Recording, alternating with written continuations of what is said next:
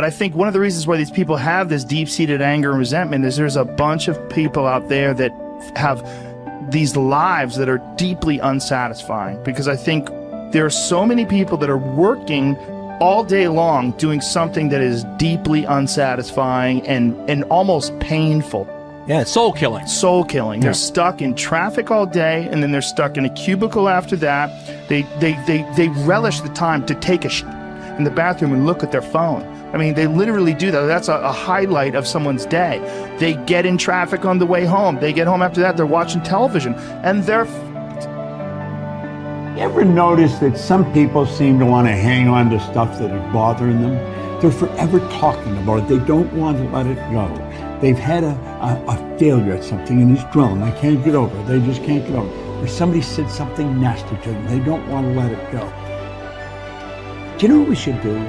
We should ask ourselves, everything that happens, is this serving you? Is this serving you?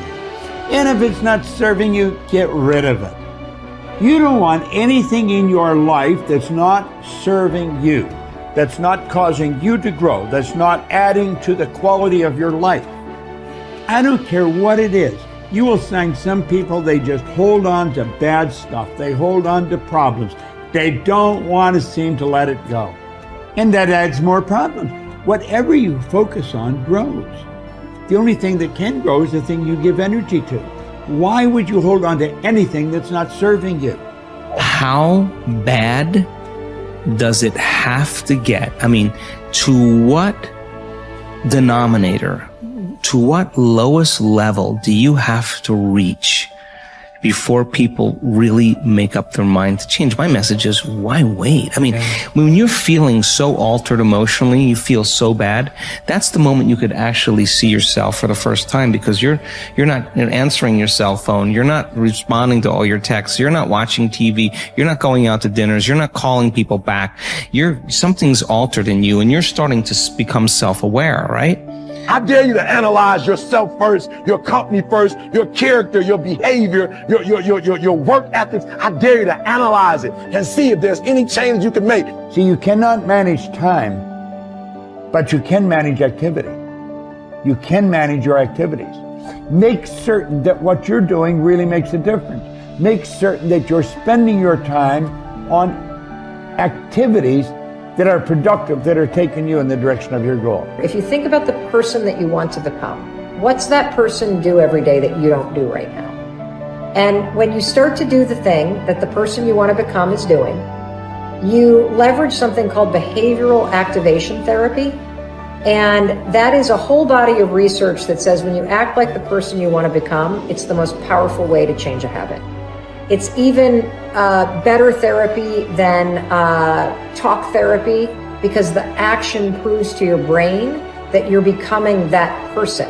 You're seeing the change through the action, and so then the brain catches up and starts to relate to you like a person that's confident, or a person who adores their appearance, or a person that celebrates themselves exactly as they are. Before you start the day, ask yourself, how do I want to think today? How do I want to feel? How do I want to behave? I mean, what would greatness look like? What would love look like today? What could I do that would be really cool for me at the end of the day? Say, wow, so I had a good day today. What would make me feel that way? And if you can't find an answer to that, start reading. Who reads anymore? Read a book. I read so many books a week. I know, I'm that way too. So read something about, you want to be wealthy? Read a book about someone who became wealthy, and get real and realize they may have failed 50 times before they actually pulled it off. Or what were their characteristics? What were their traits? What made them? So it wasn't about their wealth, it was about who they became. That's the key, right? So fill your brain with a little knowledge, and then just start asking yourself, what's the greatest expression of myself that I can be today? And rehearse it. Rehearse how you're going to be. And then if it leads to a different choice, that's the unknown. Mm-hmm. And just know that it's not going to be predictable. It's going to be a little uncomfortable. That's where the magic happens. If you can stay relaxed and awake in the unknown, things get pretty exciting. When you're back to the known, you're back to the familiar. Don't expect anything to change in your life. And if you say it's that person or that circumstance, you defaulted and went back to the program of the victim, allowing your outer environment controlling your thoughts and feelings. If you truly do this well, This is what I discovered. If I truly feel the feelings of my future before they occur, and I live in that state, I'm no longer looking for it to happen. How could I look for it if I feel like it already has, right? So I try to stay in that state, because then I'm not separate from it. And that tends to be when the magic happens. There's no control anymore. There's no predicting. There's no perfectionism. There's none of. All there is just kind of an experiment. Like, I'm experimenting to see if I change my thoughts and feelings, if my life will change. And that should be the experiment everybody has. And do it with curiosity, and do it with just seeing if the experiment works. If it doesn't, change something else about yourself until it starts to work. Deciding who are we going to be. You know, we shouldn't hope to end up one day a magnificent, strong, beautiful, capable, kind, loving person. We should start living like that today, hopefully, so that we become that. That who we become is not an accident, but hopefully a purposeful intent. That our days and how we approach our days are literally driven by the intention of who we're going to bring. That we bring our character into each of the circumstances of our lives, and by doing that, maybe we can't always direct every circumstance of our life. We can't control everything, but we can certainly control our responses to them. We can certainly dictate who we're going to be in those circumstances, and that helps us achieve our ultimate destiny that we desire, not one that just lands on us. I think the other thing that really comes to people's into their power is when they really discover that, you know, each of our days is something that we can also design. Not just design who you're going to be. How are you going to design your day? What's this day going to be about? What's going to get your attention? What's going to get your focus? And what should not be getting your focus is just your inbox, or just what I call browser blackout, clicking around on all these blue links or images, or swiping here and swiping there, and then losing 4 or 5 hours of your day. Because what ends up happening for so many people is they lose 2 or 3 hours to distraction each day, maybe 4 hours of distraction of television a day. And over the course of their lives, now a decade is gone of opportunity, a decade of missed opportunities to connect with your family, to achieve your dreams, to work a little harder, to contribute that thing you always contribute, to learn that skill that you wanted to learn.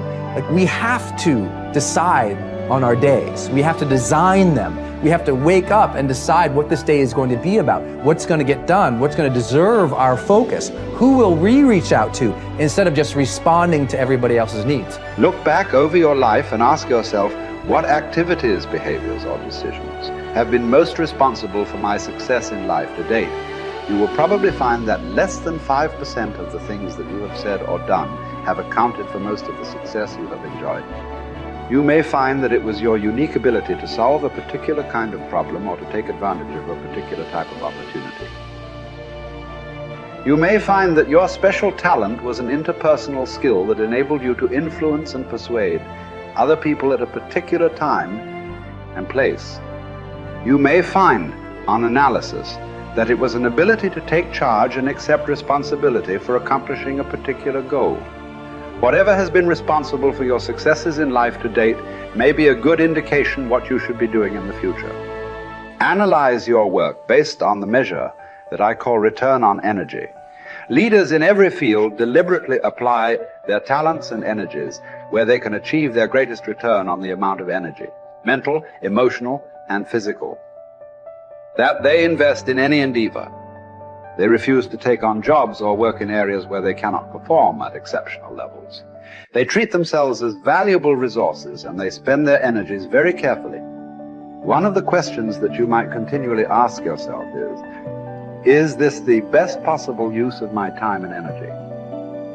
Is what you are doing right now the most valuable thing that you could be doing, given your particular combination of talents and abilities? Often answering this question will help you to see that there is a vast difference between what you are currently doing and what you should be doing if you want to be fulfilling more of your potential. Once you have chosen your ideal job or occupation for this stage of your career, your biggest responsibility is to make the decision to become very good and then to become excellent at what you do.